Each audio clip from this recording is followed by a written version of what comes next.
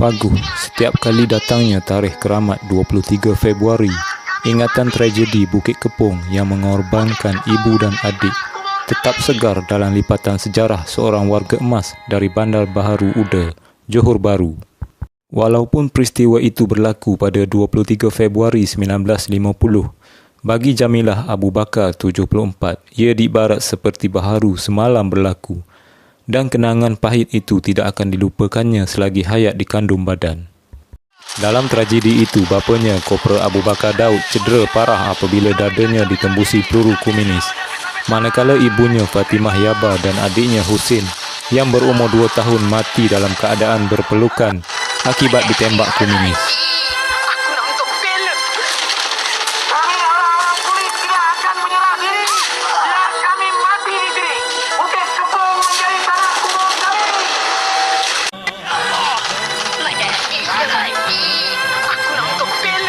Jamilah yang sesekali menyekat air matanya berkata ketika itu dia baru berumur 4 tahun dan masih mengingati kejadian menyayat hati itu, dan juga daripada apa yang diceritakan oleh bapanya.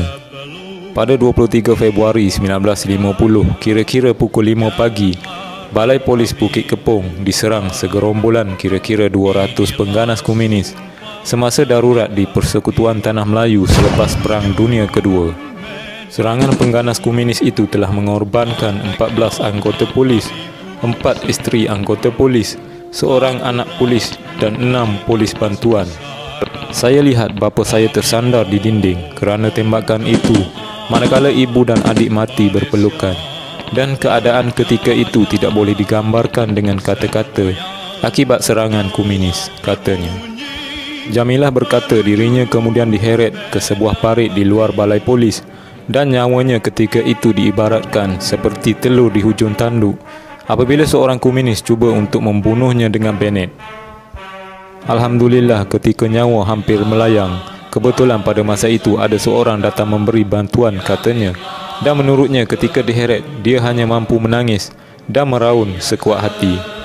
Selepas diselamatkan daripada menjadi mangsa tikaman komunis, dia bersama-sama penghuni beret lain yang terselamat dikurung di sebuah kedai runcit, dan semasa itu dia turut terkena peluru sesat di bahagian tangan kirinya. Jamilah berkata semasa kejadian bapanya berusia 35 tahun dan walaupun mengalami cedera parah tetapi diberikan umur yang panjang. Selain seorang lagi adiknya Hasan iaitu kembar Husin juga terselamat, tetapi mereka terpisah selepas kejadian tersebut.